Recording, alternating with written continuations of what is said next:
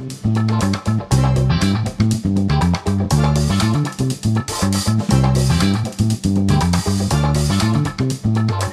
à tous. La chaîne Salut les baigneurs ne parle d'actu qu'occasionnellement durant les échéances internationales comme les mondiaux, les JO ou l'Euro. Je m'étais juré de me contenter de cela pour l'émission, mais je vais faire une exception cette fois-ci pour vous faire le bilan des championnats de France en grand bassin qui ont eu lieu à la piscine de Bréquigny à Rennes, étant donné que j'y ai assisté et ce avec beaucoup d'émotion.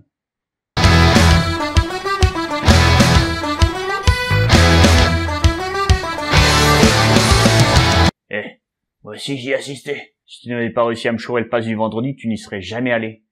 Ouais, tu m'as refilé le pass du dimanche aussi.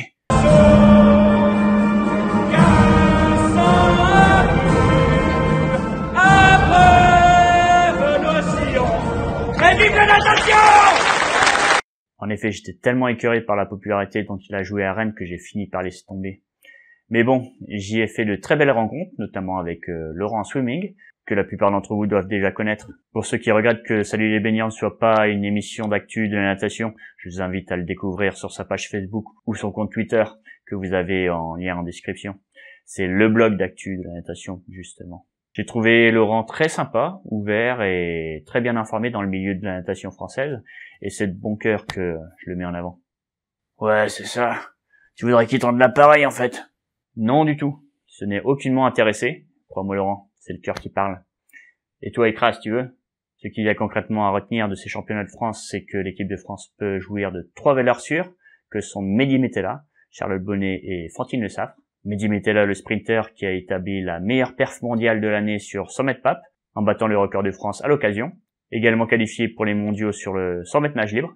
Charlotte Bonnet sur le 100 mètres et championne d'Europe en titre sur le 200 mètres nage libre. Et Fantine Le Saffre, la championne d'Europe en titre du 400 mètres 4 nage. Et aussi titrée à Rennes sur le 200 mètres 4 nage et le 400 mètres nage libre. Je dirais que parmi ces 3 nageurs, sortent les meilleures chances de médailles françaises aux mondiaux cet été. Ensuite suivent de bons arguments sur le demi-fond comme David Aubry et Damien Joly, qui seront eux aussi cet été aux mondiaux en Corée du Sud. Lara Grandjean et Aurélie Muller étaient présentes également à ces championnats, mais elles vont se concentrer sur le libre cet été, car l'enjeu est crucial. Ce sera qualificatif pour les JO de Tokyo de 2020. Aurélie était consciente que les épreuves en bassin n'étaient pas sa spécialité, habituée à de plus longues distances, et c'était très sympa qu'elle y participe, apportant avec elle toute sa notoriété, tout comme Marc-Antoine Olivier d'ailleurs. Lara, quant à elle, a été la nageuse qui m'a le plus impressionné durant ces championnats. D'abord, elle remporte l'argent sur le 400 mètres nage libre. Elle remporte ensuite haut la main le 400 mètres nage libre. Le lendemain, elle s'aligne sur le 400 mètres 4 nage. Et ensuite le 200 mètres pape. Et le surlendemain, elle remporte le 800 mètres nage libre. C'est vraiment une warrior, cette Lara. En effet, c'est peu de le dire.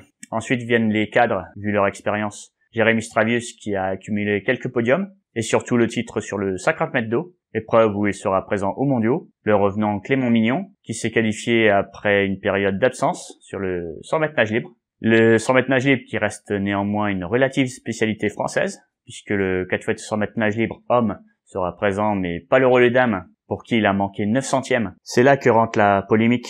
Pourquoi les médaillés au championnat d'Europe de l'année dernière sont qualifiés d'office en individuel, et pas le relais? Le relais 4 x 100 mètres nage libre dame, qui est pourtant champion d'Europe en titre. Ces championnats de France ont montré que les sprinteuses françaises ont de très bons arguments, avec en plus de Charlotte Bonnet, Beryl Gastaldello, qualifiée de son côté sur les 100 mètres nage libre et 100 mètres d'eau, mais aussi Marie Wattel, qualifiée en individuel sur le 100 mètres pape.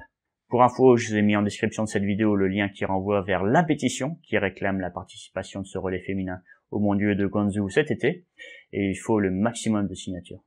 Après, il y a quelques déceptions, à commencer par Mélanie Hennig qui rate de 3/10 la qualification sur le 50 mètres papillon.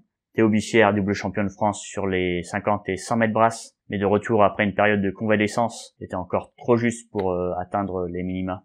Anna Santamance, également de retour de convalescence, échoue au pied du podium alors qu'elle avait fait le 2e meilleur temps en série sur le 50 mètres nage libre et doit se contenter d'une 6e place en finale B sur le 100 mètres nage libre.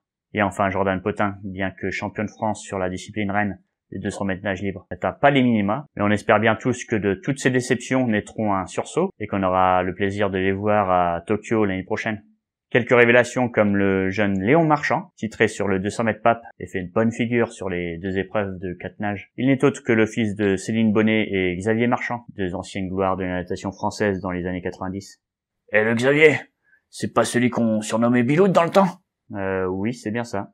Bah le fiston, On pourrait l'appeler Bilo Junior. De mon côté, un champion de France à 17 ans, je le surnommerais plutôt le Kylian Mbappé de la natation.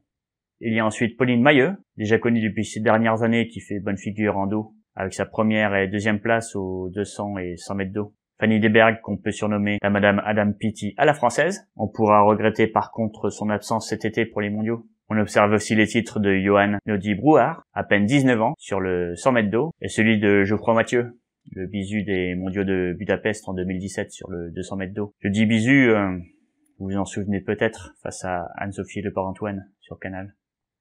Ma belle Anne-Sophie, quand je te vois, mes joues deviennent rouges telles des tomates farcies. Mais avec toi, j'ai de réelles sensations comme dans un manège à Disneyland. Malheureusement, pas de mondiaux pour lui cette année. Antoine Marc, à peine 19 ans lui aussi, champion de France sur le 200 mètres brasse. Eh, t'as manqué de raconter que je t'ai mis dans la clé au concours des selfies. Et j'ai quand même eu un selfie avec Lionel Arter et Philippe Lucas. Et pas avec Stéphane Leca comme moi. Non, mais Aurélie Miller, Lara Grandjean et Anna Santaman sont gentiment posées à mes côtés, elles que j'admire tant.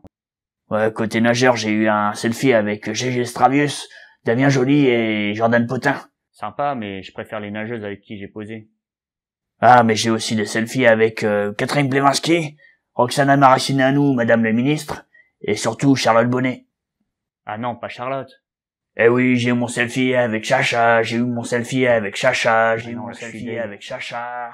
Non.